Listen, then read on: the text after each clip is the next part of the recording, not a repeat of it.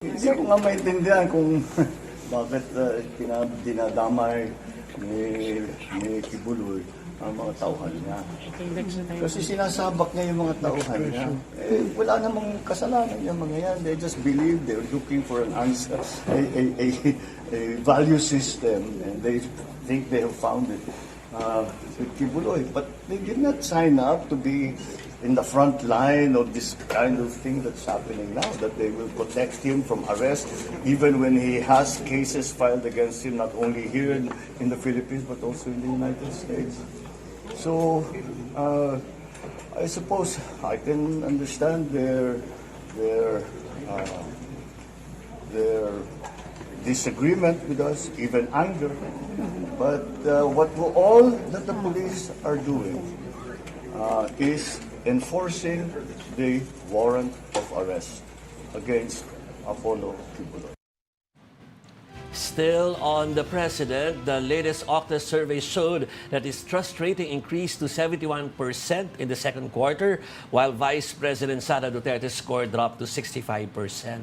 Meantime, the president's performance rating rose to 68%, while Duterte's declined to 60%. And also today, Sheila Go confirmed that she, along with her siblings, dismissed Bamban Mayor Alice and Wesley left the country by water. That's during a Senate hearing on their supposed escape from the Philippines. She said they boarded boats from an unknown location and made transfers until the last boat went to Malaysia or arrived in Malaysia. The embattled mayor remains at large.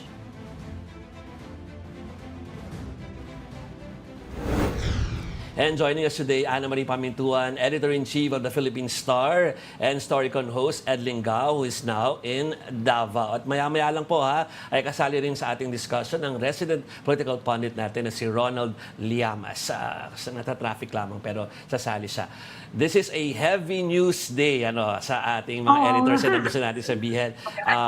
Ed is, Ma'am Ami, si Ed ay nasa Davao together with our Mojos and Gretchen Ho, sila yung nagko-cover at maraming bagong ganap dyan sa Davao because of the TRO, and we'll have him explain or report about it later. Ed, pero Ma'am Ami, nakita mo, before we enter, medyo delayed yung pagpasok natin. It's because we nagbigay daan tayo doon sa nagaganap na OVP budget deliberations sa lower house. So we've been expecting this since last week, pero naganap na nga kanina. Ed, babalitaan ka namin tungkol dyan. Medyo mainit ang talakayan doon. Before we cut to our broadcast, ang pinag-uusapan na doon ay yung COA findings doon sa Confi and Intel funds. Pero naninindigan from the very start nitong nung OVP hearing na ito about their budget na hindi magsasalita si VP Sara kung hindi 2025 budget ang pag-uusapan. So pinaninindigan niya yan hanggang ngayon. So kahit na ano yung tanungin sa kanya ng mga mambabate, especially kung hindi 2025 budget, ay hindi siya sasagot o meron siyang prepared na sagot sa bawat tanong na yun. Ma'ami, your reaction first dyan sa nagaganap na mainit na talakayan na yan. Nakakakonsuming panuurin, Mami, bullshit ka talaga. Yes, Ed, napakaraming non sequitur, Exactly. Parang yung approach, the best defense is offense, Yeah. Ang napasukan ko, puwera pa yung COA, napasukan ko yung nagkakasagutan sila. Medyo mainit yung sagutan at parang hindi na makapag-referee si Stella Kimbo, Kung I'm ano-ano sure. na yung sumusalpot na topic. I'm sure Saan pupunta? Gusto ko malaman ni Ed to kasi I'm sure busy siya sa pag-cover doon sa Davao. Pero sabihin natin na yung big break, meaning yung pinakamahabang break na doon sa buong hearing kanina sa budget ng OVP, ay dahil sa pusit. Ma'am Ami po natin, It's about the comment of the ACT Teachers Party List representative about yung pusit, or actually, pag in English, it's the squid tactic. So hindi ko naman maintindihan kung bakit ito ay tinatanggap ng ilan na insulto. Ma'am Ami, it's a tactic na ginagawa ng isang tao or main character kung gustong protektahan ng sarili. So it's not even it's not an insult, but a description of how someone who defend himself or herself Yes. kapag merong issue, no, Ma'am Ami? Kung saan-saan na nga pumunta yung, yung usapan, ano? Hindi na tungkol sa budget eh. Kung saan-saan talaga maiinis ka makinig, ano? Yes. Saka parang hindi na nasusundan. Parang wala na, no rules at all were being followed. Pero although nung bandang huli, kumambyo na eh, medyo when she finally decided, when the Vice President finally decided, ayoko na magsalita, bahala na kayo. Yeah. Kung ano yung gusto nyong gawin sa budget ko, Yeah. saka lang tumahimik. Pero Again, nung nagkakainitan talaga, akala ko magkakaroon ng magkakaroon ng physical assault. Iniisip ko, Sa chamber. it will only end siguro if someone walks out, o kaya ay kapag meron niyang idadrag away from that hearing room, o committee room, So, again, for those viewing na hindi nakita yung nangyari kanina, what we're discussing here with Ma'am Ami ay yung OVP hearing sa lower house ng kanyang budget for 2025. At well, she was the Vice President was given ample time to present yung kanyang budget. So yun ay dininig. Pero noong inanunsyo na nung nag-lead lead representative yung mangyayari na 17 congressmen na nakapila to question the OVP budget. Doon na medyo umalma ang Vice President. Pero she should have expected that kasi Yeah. even before, sinabi naman ng mga congressmen na they are going to put her budget under close scrutiny. Yeah. Unlike daw in the past, nung kakampi pa nga siya ni President Marcos, she should have expected it. Yeah. So before Saka, hindi ba, kahit sino naman sa atin, kung tayo ang nagganyan sa Congress, kung ordinaryong tao, dire-diretso ka dun sa kulungan, contempt ka eh. So, alam ko naka-standby na si Ed. Before natin sa puntahan, sabihin ko lang din na the former President Gloria Macapagal-Arroyo is present sa hearing na yan. And I think siya isa sa mga kumampi doon kay Vice President. At sinabi nga niya na, why will we discuss something that was Confidential. exhausted, naging masyado na yung talakay nila in the past. Pero ang desisyon ni Representative Stella Kimbo ay ituloy. Kaya ayan po ay ongoing pa rin po sa Kamara ang sinasagawang OVP budget deliberation. Okay? So Kasi babalikan actually, na. may isa pang unsettled issue dyan, Jovi, hindi ba? Yung pinanggalingan ng confidential fund na transfer sa OVP. Yes. Which is the Office of the President actually. Yun yung hinahabol ng ibang kongresista. But anyway, kanina pa nag-aabang si Ed. Sige, Yes. tanungin natin, magulo din dyan sa... Magulo sa nilalagyan Davao. niya. So, hindi lang niyo ako makikita sa ngayon. Ayan, makikita niyo ako. Pero at least nandito na si Ronald. Intro natin sa maya-maya. Pero, yun nga po, kapag meron pong nangyari, dahil ongoing yung OVP budget deliberation, ay ipapasok natin yan. Pero marami pang ibang naganap sa araw na ito. Yes. Kay Sheila Go pa. Miss Sheila Go, tayo pag-uusapan later. We have a reporter na magbibigay sa atin ng details dyan. Pero sa ngayon, let's go to Davao dahil nandoon si Ed Lingao at ang latest doon ay ang pag-serve ng TRO doon sa police operation nga sa KOJC. Ed, kamusta dyan? Okay, Joey, mga 3:20 ng hapon, dumating dito si Caballo, yung sheriff ng Davao City Executive Judge para i-serve yung temporary extension order para ipakitil ang operasyon ng PNP dito sa KJOC o KOJC compound. Kasama dyan yung pagpapaklas ng mga barriers at mga harang doon sa KOJC. So nag-iyawan yung mga tao dito at tumanggap ng temporary protection order. So, yung abogado itong si Pastor Apollo for they still have to work siyempre, marami may mga pulis. Ang klaro po, may mga pulis na pumunta doon sa harapan, lumabas mula doon sa loob, pero hindi pa malinaw kung lahat ng pulis ay lumabas na. Si Atty. Tolen kasi nagpunta doon sa level na PNP para makipag-usap kay General Torre, ang Davao Regional Commander, at para sabihin na kayo ng kailangan. So, inintay ng mga tao dito, yung mga politiko, is a formal order from the PNP Region 11 para mag-paklas na. At yun na, wala pa. Ang klaro rin, nakita natin na may lumabas na ng mga police wala sa loob. May mga dalang gamit, hardware, for example, yung mga jaws of life, yung mga yung heavy duty na panggupit ng bakal. So I suppose that was supposed to be part of their equipment to try to dig out Pasarapol Tibuloy, supposedly from this bunker. Na Ma'am hindi na matuloy dahil dahil mangyari Ano basis nung TRO? Sino nagpetisyon para sa TRO? Naririnig ba niya tayo? Hindi yata tayo naririnig, May delay Jovi? lang. I think may delay siya ng kaunti. Pero Ed, can you hear us? Yeah, I can hear you. What I can tell is kung paano intention dito by a large degree, nagdigiyawan yung mga tao sa loob dahil nga score 1 for AOJ. Kasi wala nila kasi na panggabi. Dahil nga they got a protective order. So, bumuka yung tension dito kung anong susunod yun ang ipaklaro. Pangalawa, hinihintay pa kung talaga magbabakas ang PNP. Well, obviously, they wouldn't torture family choice kasi it's a court order. Ang tanong lang kung kailan susundin yung court order na yun. Okay. Sorry. Kasi Ed, ang balita namin, yung order is just to lift the blockade sa kalye. Not exactly the pursuit. Kaya tinatanong ko sa sino yung nag-file ng petition para bigay yung TRO. Yung blockade sa kalsada mo, wala nang blockade sa kalsada. Well, meron pa half of the road, pero nakadating traffic magmula pa kanina. Yung nag-file ng temporary protective order for Chief Campo at yun nga, there is totally tigil yung operations that would endanger the property rights of LGC members at pinababaksa yung mga barriers at barricades ng police. So that much is clear in black and white. Yun ang malinaw dun sa temporary protection order. Pinababaklas yung ginawa mga pasalang ito ng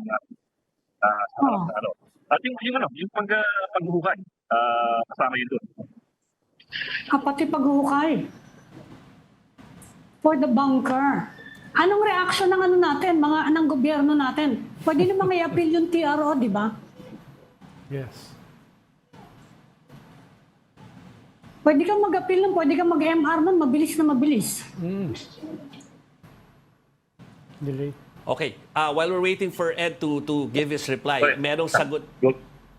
Yan na. Yeah. Okay. Go ahead. Ed. Learned. Okay, pero Ma'am Ami, doon sa tanong mo, parang may sagot doon si Ronald na parang posible ba yun? Sorry, Yes, pwede. Pwede. Kaya baka ngayon ginagawa na nila yun. Appeal. Okay. MR. Yeah, inaayos lang natin yung ating line of communication kay Ed dahil medyo mahirap nga ang signal doon sa highway na yon. Nakita mo ba, Ed, yung exact na papel? Pero I think still ma-decide yung appeal. Nakita mo ba, Ed, yung papel ng TRO? Nakita namin hawak-hawak ni Teresita Caballos. Eric. Okay. So kasi Ma'am Ami, ang reaksyon ng mga tao, we're monitoring reactions from social media ay sa panahon na parang lumalabas kasi abot kamay, di ba? Abot kamay na yung bunker. Oo, tapos nagsalita na yung presidente kani-kanina tungkol dito. Tapos ay biglang may TRO. It's the yung bilis na mga ganap. Yung chismis nga tungkol dun sa fillers, yung sa surrender fillers, may nagsabi na malapit na. Bakit pa namin tatangkilikin yung surrender fillers? Malapit na raw. Kaya mukhang malapit na nga. Pwedeng yan, di ba, Ronald? Kapag ganyan na may duda ka dun sa judge, you can go to the CA. Yes. Yeah. Yes. Pwedeng i-overrule yun yung yun Yes. yung TRO na yun Yes. Para ituloy. Kung gagalaw ka agad yung, dapat within the day kung gagalaw ka agad yung gobyerno natin. Yeah. Actually, questionable nga yung TRO na yun Dahil Yes. Kaya nagtataka ako kung ano. Nagtataka ako. Parang nasa hot pursuit. Yan na si Ed. Si Ed. Nagsasalita. Ed. It's not of my work. The is the PL or the department that is stand at the decision. Copy. Medyo choppy, Ed. Pasensya Choppy na. siya. Kailangan naming i-reconnect si Ed para mas maliwanag yung sagot niya sa atin. Medyo choppy, sayang yung kanyang sinasabi. Pero again, officially, ang tawag doon ay Temporary Protection Order for the removal of barricades around the KOJC compound. Parang sinasabi ni Ed kanina, maski yung activity sa loob, Ma'am Ami, tama ba ako sa dinig Ako sa alam kanya? namin yung barricade lang Alam hindi din not the namin search barricade itself lang. Yeah. Kaya nga Totoo. tinatanong ko si Ed kung nakita niya yung TRO itself dahil nandun siguro yung detalye. Yeah. Kasi magkakaproblema din yung judge kapag ganyan. Alam naman niya yung nangyayari ngayon Di ba? Kung sakasakali man, well, yung suspicion ng iba, of course, it's inevitable na baka kaibigan siya ng the pastor and the KOJC. Siyempre, isipin din niya yun. Pero yung initial report namin, yun lang ang mga nakapaligid lang doon ang pinatitigil. Yeah. Pinapaligid kasi daw nga ay nakaka-block doon sa sa kalye. Yun yung report namin. Yung favorite guest ni Ronald dito na lawyer ng KOJC ay nagsabi na after basahin yung protection order, temporary protection order, sabi niya ay pwede na daw umalis ang mga tao doon.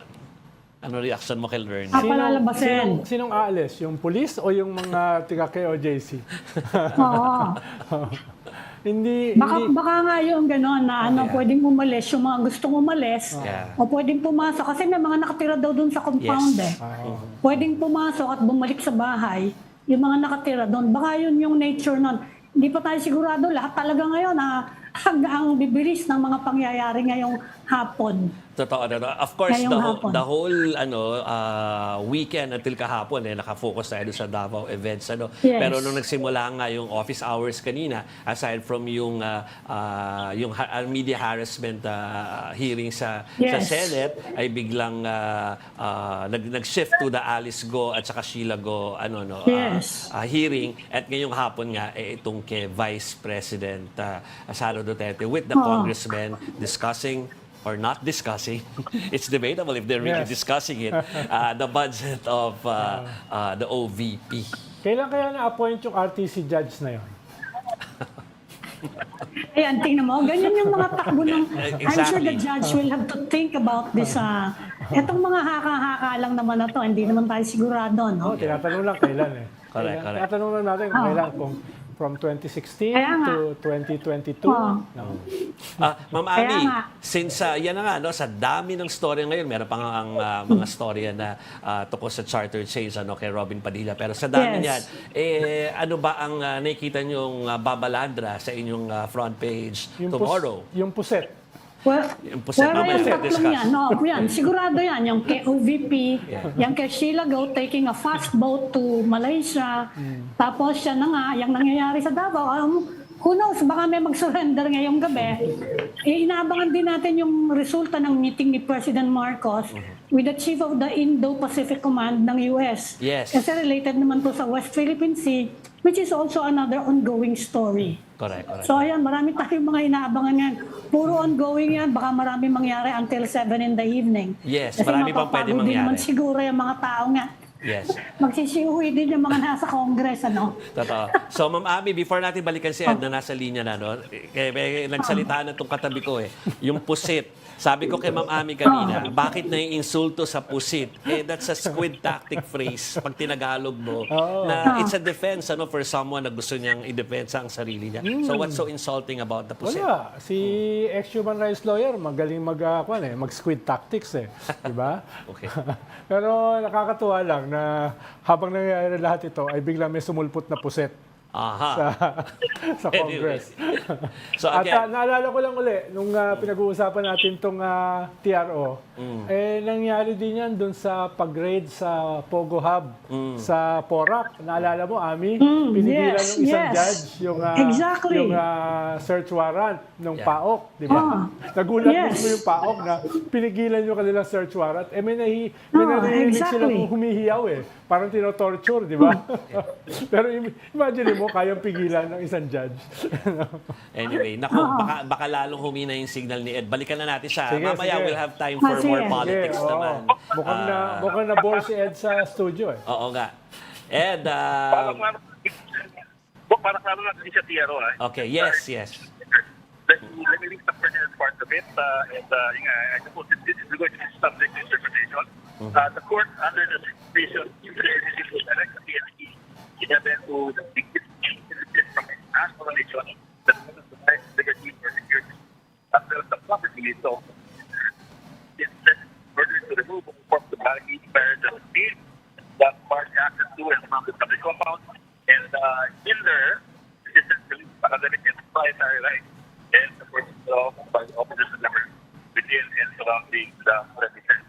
I think earlier there was a question as to whether only of the barricades and I think it's also a matter of interpretation. You look at the experience of the government the agency it's also the proprietary rights. Oo. Kanilang mga gamit pag binabakbak. So, Joby, siguro kailangan i-translate Yes. mo yung sinabi ni Ed. Hindi.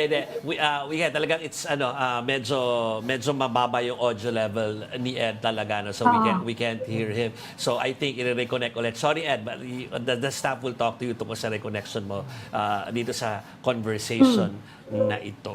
Ano tingin mo, Ed, Ronald, sa magiging pakiramdam ng isang administrasyon kung parang ilang beses na merong hindi naman bolilyaso ba tawag dyan. Kita mo ngayon, meron ng pagpipigil sa paghahanap sa tao na nawawala. Hindrance. Yeah. Baka merong isa ron na nagsasabi na, what are we in power for? No. Parang, Doon lang sa Davao City, ha? Yeah. oo. Pero, yun nga, yun yung frontline ngayon, yun yung labanan eh. Diba?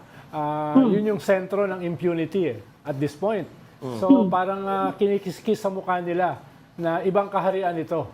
So, kung wala silang gagawin dyan, mapapahiya sila. Hindi lamang sa bansa, kundi sa mundo. No? Dahil mismo yung presidente na nagsalita kanina. Yeah. Diba? Sa ambush Yes. interview. Tapos lumalabas na rin ito sa mga international media.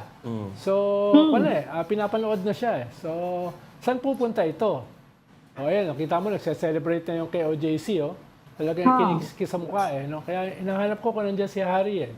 Baka Hindi, nandito sa nasa Liwasang Bonifacio pa. Nasa Liwasang Bonifacio. Kasama nung 100 na nagmamarcha single file. Lulusubin daw Ang story nga sa abroad, standoff in Davao City. Yes. Ngayon, tinatanong nga ni Mayor Baste kagabi, nag-issue ng statement, Jovi, di ba? Na hanggang kailan kaya yung search na yan. Saka nagpadala daw ng pagkain si Congressman Paulo Duterte doon sa Water mga and food. KOJC. Yes. Oo. Pero So maingat siyang nakikita pumunta. natin kung saan yung mga sentimento. Pero maingat siyang pumunta dahil pwedeng matanggal yung kanyang supervisory role sa local police. Pwedeng tanggalin ng NAPOLCOM yun eh. May president na ganyan eh. Yes. Maraming president actually. Na naganap na before. Ano? Yes. Anyway, Kaya Ed, maingat siya. we'll try to talk to Ed again, Ma'am Ami and Ronald. Ano? Ed, Yes. tetest natin kung mas malinaw ngayon. yeah, my apologies kung marahin yung earpiece ko eh. Go Okay ahead. na, okay na. Wala ka Okay na na. marinig. Okay. Sige. I was saying kanina, if you read the temporary protection order, there's reference to pagbabaklas ng barriers at pagpoprotekta ng karapatan at ng property ng KOJC. So from their interpretation ng KOJC, that includes yung kanilang their right not to have diggings or pag-uhukay o pagbabakbak ng kanilang property. Because kanina si Atty. Esraelito Torion, yung abogado ni Pastor Tibuloy, of course you do remember him, sabi niya, Yes. confident daw, sabi niya, na susunod ang PNP at magpo-pull out. Yun nga lang, hindi pa nangyayari yun. So yun ang painintay natin. Kung babalik pa si Torion dito at kung finally ang magiging desisyon doon sa natitirang mga polis. Kasi nga Ed, ang wording niyang TRO, wala siyang specific na stopping the pursuit of Apollo Kibuloy eh. Di ba? Yes, that is Wala correct. dyan sa TRO yun eh. Yeah. Because I don't think the TRO can also do that because there is an existing Yes. warrant. The question would be kung yung in pursuit of Kibuloy would the police be justified in conducting this kind of a search on their property? Kaya nga. So, Kaya yun nga, ang argumento ng saka ang PLDT. ano dyan, ang nuance dyan, hinahanap nila sa bunker eh. Ito ang underground network. Di ba? May network daw dyan ng mga tunnels eh. So Going yun, somewhere, walang yeah. specific prohibition dyan. Yung TRO yan, parang pinagbigyan lang lahat eh, di ba?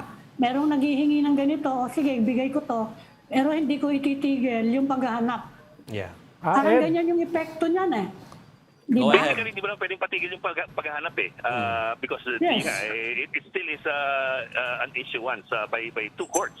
So you cannot stop the search for Kibuloy. What the TPO Yes. can stop is yung the manner of conducting the search. That's true. That's true. Kaya nga. Ed, Kaya sandali. nga, Bigyan... saka, Yes. kapag may pipigil-pigil pa sa pulis, pwede pa rin silang manghuli. Actually, wala rin ganun eh. Pwede ka pa rin hulihin kapag binato mo yung pulis or obstruction, yung hinarang-harang mo, may ginagawa yung pulis, naghahanap. I think pwede pa rin silang magtrabaho to say that they are pursuing a fugitive or a wanted person kung ayaw mo ng term na fugitive. Wala dun sa TRO, di ba? hot pursuit. Yeah. Ma'am Ami, si Ronald ay may tanong kay Ed. Go. Ed, Yeah. hindi kasi ako learned eh. Kaya pwede mo ipaliwanag Naku, anong yun kaibahan naman. ng TPO at saka TRO? Temporary restraining order is to stop or to restrain an activity. A protection order is to protect, for example, property or the rights of a certain group of people. Medyo hindi gano'n kalaki yung kaibahan niya, depende sa konteksto. Kumbaga, complementary siya o related siya. Pero magkaiba siya in terms of the sa scope.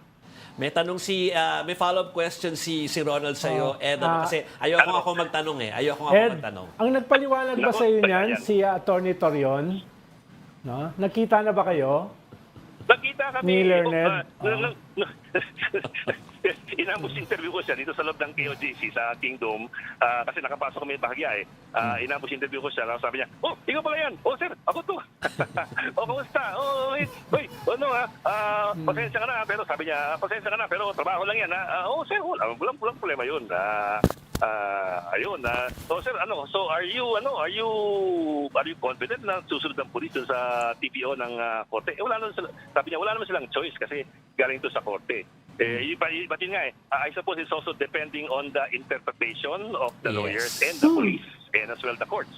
Kasi sa huli, dun mapagtak yan eh. Pag interpret ng police na ganito, you need to get another court order for you to clarify it. Tama.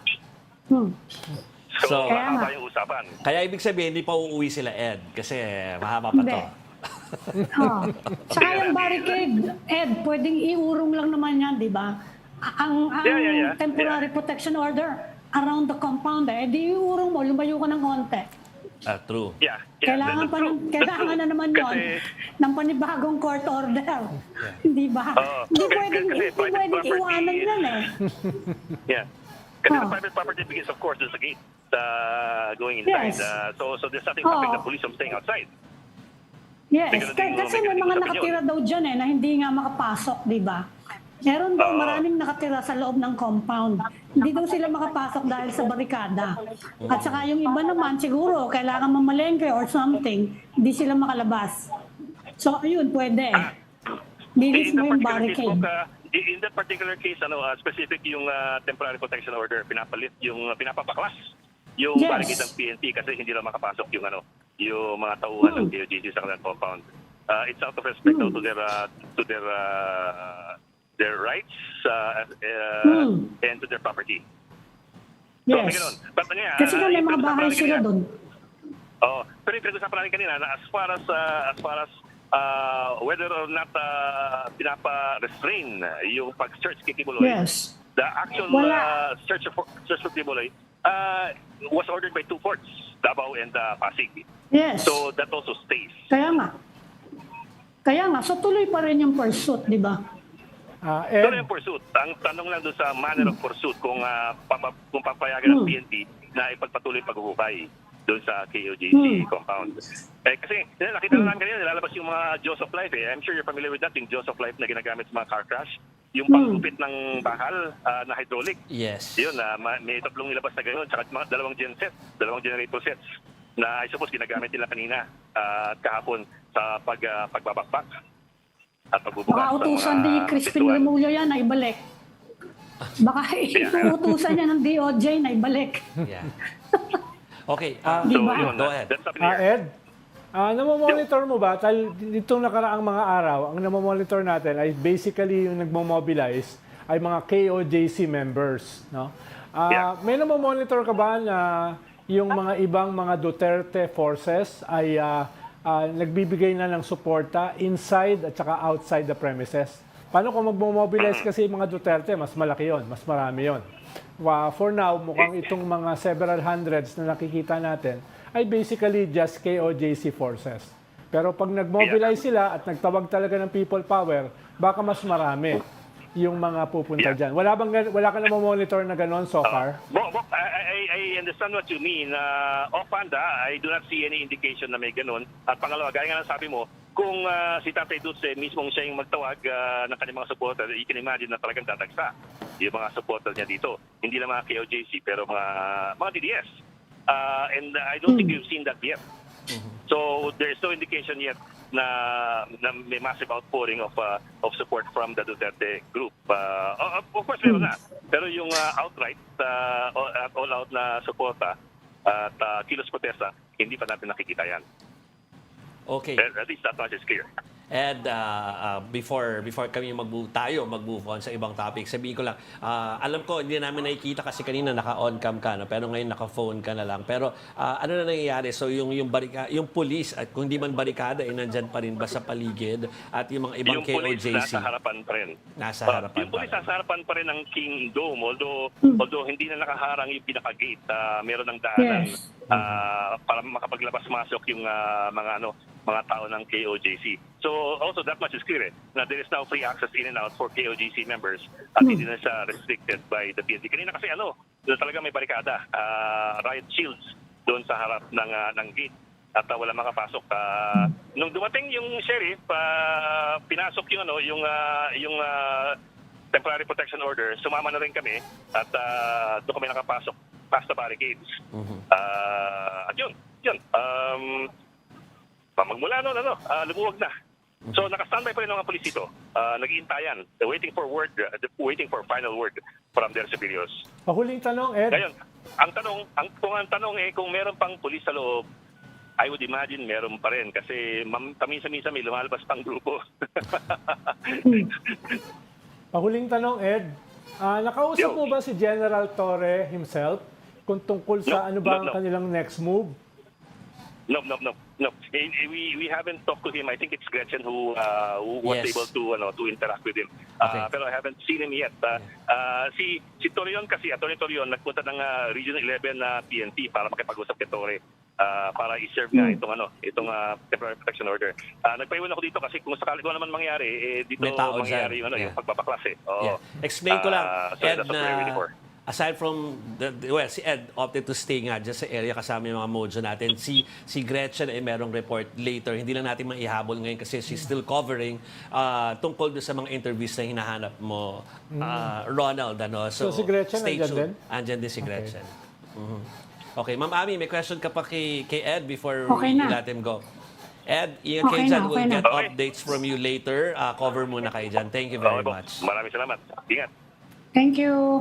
Okay, so ibig sabihin may team na naman kami magtayo na magpupuyat para dito dahil mukhang wala pa hindi pa to matatapos Ma'am Ami. So Yeah. Talagang only in the Philippines, ha? yes. Okay, so kanina while we were interviewing Ed, tinatanong ko yung mga staff natin kung nakikita ko kasi dito sa ating sa computer rin nagaganap sa House of Representatives ay parang nawala si Vice President. Yung pala nag-toilet break lang. Nandyan na siya ulit. Live po yan, nakikita nyo na Hindi feed. nag-walk out, Hindi nag-walk. Akala ko ba't bilang nawala, Pero tuloy, kasi nga sabi ko kanina, Ronald and Ma'am Ami, 17 yung nakapila Yes. to ask her questions. Yes. At so Kaya ayaw na niya yeah, very Hindi na daw niya i-depensa yung budget niya. Sabi nga ni Vice President kanina, sinabi ko na sa'yo addressing yung yung chair, si Kimbo. Sinabi ko sa iyo aabutin tayo hanggang bukas nito Yes. Ganun. Oo, Sabi oo. ni Kimbo, respect the chair. Okay, context lang, Ma'am Ami. Siyempre, baka meron naman nakalimot from last year na si Representative Kimbo ang sponsor ng OVP budget from last year. Kung Yes. or years ago na kung saan lumabas yung Confi Fund. issue. Confidential funds. Yes. Pero sa observation ko lang, no, initially, ay parang yung kahit kakaunti yung supporters ni Vice President, mas organized sila. Yeah. Alam nila yung sasabihin, alam nila paano magsusuportahan, at baka yung mga iba na nakapila ay hindi ganun ka-organized. Yeah. No? Dapat kasi dyan merong kumpas At yung kumpas, yun yung nagsisignal kung ano ang gagawin. Mukhang hindi ko masyadong nakita yon dito sa hearing na ito.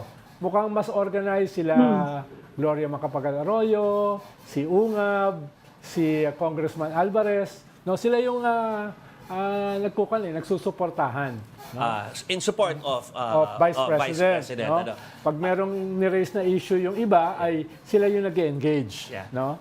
There was a portion kanina, Ma'am Ami, about yung, hindi ko alam, parang practical to parang sabihin ko lang, na pag sinabi kasing strike off from the minutes of the meeting or hearing, yung certain portions, sabi ni Representative Ungab, sina-strike off lang naman, sabihin, pero nandun pa rin daw. Totoo naman yun, Pero kasi that's the only way to do it, di ba? Dahil nakaano siya parang stenographer ba tawag? Nakaano siya, real-time pag note ng mga sinasabi, word per word. So, Isang magandang engagement Jovi, kanina, yung COA hindi ko report. nasundan, Jovi. Yes. Tinanong ba yung tungkol sa yung children's book? wala pa sila doon kasi confidential fund Mas tumagal yung umpisa. mas tumagal sa confidential at saka intelligence fund. Yung debate.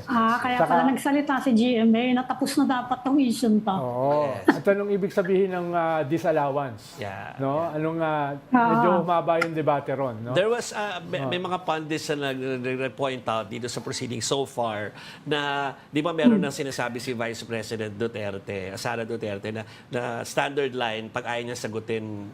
Pag ang gusto lang niya pag-usapan ay yung 2025 budget. Pero depende kung sino nagtatanong. Kapag makabayan, ayaw niya Pero kapag iba, like yung isang representative ng senior citizen ang nire-represent, sinagot naman niya yung mga tanong. Yeah. So, ganyan siya. 17 pa po yan. So, medyo matagal. Hindi ko alam kung hanggang mamayang gabi sila dyan. Pero tama si Ma'am Ami, uuwi rin naman ng mga yan mamaya. For sure. Napapagod din yan. Correct. Yung kay Sheila, go na lang. Let's go. Yun na lang ang naiiwan. Let's go to Let's go to the other, parang isa pang napaka-importante po na development kanina ay yung pagpapatuloy ng hearing sa Senate tungkol dun sa disappearance of Alice Go. So, nako, ang daming dumating na senador at saka ang dami ring nilang mga resource persons senador. Pero ang pinaka-focus syempre ay yung sister. Ronald, anong masasabi? Pero nagsalita, Jovi, si President Marcos, alam na rin daw niya kung sinong tumulong. Yan ang hinintay natin, i-identify kung sino. I-identified yung kung saan, pero hindi kung sino. Pero anong sinisi niya? Ay Bureau of Immigration o CAAP? Paano yung dalawa na yun ang concern dyan? Wala pa siyang inaano yung mga nakausap ko kahapon, ang sinasabi, hindi kami yan, no? May mga lugar na walang Bureau of Immigration. Pero lahat ng lugar, whether kasi private or public airport, CAAP ang in-charge. Mabuti pa para mas malinaw. Pakinggan natin kung paano sinabi ng Pangulo to. So let's listen. May mga DI personnel na may alam and you were allegedly kept in the dark daw. Oh, yes, definitely. So, DOJ, I was just with the Secretary earlier today. It's almost finished with a very thorough investigation. And we will identify all of those who have, all of those who are involved in this, and we will act very quickly. Sir, pero meron na po kayong idea on whose heads will roll? Very, very good idea. I have a very good idea. From BI, sir? From BI? How many are they? Ilan sila, sir? Well, that's not. That's what the last part of this is. How far, how deep does it go? Isa lang bang tao ang involved? O marami sila? O sindikato ito? That's what we are looking at. How high the position are you, sir? There are no sacred cows. There are no Okay. sacred cows. Second cows. Pero Ma'am Ami kasi ganun yan eh. Una, given na porous nga daw yung Yes ating ba siya? country. Gumanon lang siya eh. Yes, yes. Porous yung country, maraming pwedeng butas na lusutan, ano? Yes. Pero alam pa rin daw ng administrasyon kung paano. Dahil kahit nagpalipat-lipat ng ilang small white boat to another boat na may fishing net to Fishing boat. fishing boat, tapos yung isa pang green and blue Green daw na boat. boat ay parang feeling nila aided pa rin yon. Imposibleng hindi aided. Tama ba? Yes, yes. Kaya nga kahapon, nung mga naghahanap ako ng makakausap, sinasabi ng kaap, hindi, BI yan. Sabi ng mga BI, hindi, kaap yan. So ngayon, ang statement ng Presidente, mukhang BI. No? Parang doon patungo, Although ano lang hindi yun, pa tumango declarative. lang siya, gumanon lang siya. Hindi pa declarative. Diba? Hindi So- siya nagsalita eh. Marami pang lumabas Pwede rin na. politiko yan kasi ano eh. Pwede politiko ang tumulong, di ba? Kahit kasi fishing boat eh. Yes. It's a boat. Yes. It's a boat and then it's a fishing boat. It's a white boat. Mukhang yate yun. Pwedeng speedboat yun kung white boat. Yeah. And then it's a fishing boat. And then it's a green and blue boat papuntang Malaysia. That's true. Yes. So, So kapag pagkuhan kasi- gano'n na yate yan, walang BI dyan, walang kaap dyan eh. Pag nasa international waters ka na kasi, wala na magagawa ang Coast Guard. oo. So usually, ang ginagawa dyan, dinadala surreptitiously hanggang international water, tapos may naghahantay doon na mas malaking yate. Yes. At dun siya i-deliver. No? So, na ano rin, no, nailatag din yung original plan nitong nung tatlo nga, no, na si Wesley, si Sheila at saka si Alice na pwede silang magkaiwa-hiwalay pero kailangan nila magkita-kita. Ang endpoint ay Hong Kong daw, ano. Pero ang Singapore malinaw to Hong dito, Kong. malinaw, Joby, ay magkakaugnay yung dalawang Pogo Hub. Yes. Yung Porac at saka Bamban. Di ba? Dahil at yung mga ba yun? Anong company yon ni Cassandra? Anong pangalan nun? Yung ni-represent ni ex-human rights lawyer. Lucky South 99. At saka yung isa pa. Lucky South 99. Dalawa yun eh. Yung kay Cassandra Ong, dalawa yung ni-represent niya. Whirlwind. Whirlwind, no? Yan. No, yan. Ano yan, hindi lang kasi nabigyan din ng pagkakataon na gusto ng mga senador na maski si Cassie Ong ay ma-interview lang kahit Zoom pero hindi yan napagbigyan kanina. Tomorrow ang araw ni Cassie Ong dahil sa lower house naman. Hindi na tayo magpapahinga, Yes. Ma'am Ami. Meron na naman tomorrow, malaking hearing. Oo nga So ganun po mangyayari. Pero isa pang malinaw kapatid talaga ni Alice, si Sheila. Kasi nung una, dinideny yan, di ba? Ngayon, established na, ate pala si Sheila. So, I think nagtutuloy-tuloy yan. Pero sabihin ko lang na may isang portion na tinutukan ng mga viewers kanina ay tungkol kay Notary Public na napaamin na sa wakas na hindi bumaba ng kotse kung sino man yung principal na dapat ay nandoon para matuloy yung notarizing na yan. Oo.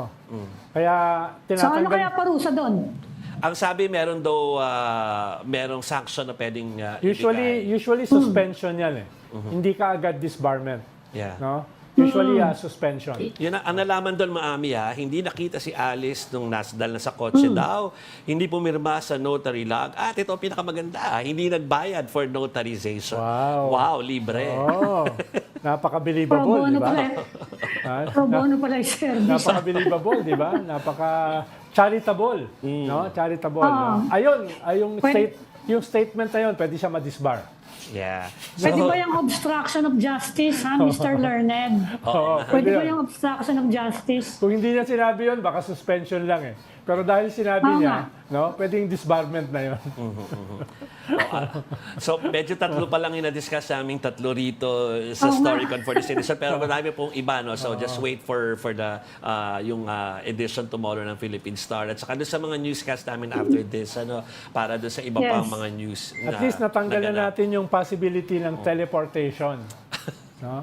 Iniisip kasi namin, baka yung styles... Nanonood mo ba yung Star Trek, Kwan? Yung teleportation, di ba? Ganyan. Okay. Anyway, so sayang bitin ang oras pero dahil nakain ng konti yung oras natin because of the hearing kanina sa lower house pero tomorrow babalik na ang ating hindi ko alam kung makakabalik si Ed Lingao, depende sa ganap ngayong gabi. Pero sana po ay samahan niyo kami. Pero thanks for joining the Storycon today. Ma'am Abby from the Philippine Star and Ronald Llamas, our resident political pundit. And join us again tomorrow at 4 p.m. for the Storycon. I'm Joey Francisco. We are One News, all sides, all the time. Thank you, mga kapatid. This is the Story Conference Group or the Storycon Group.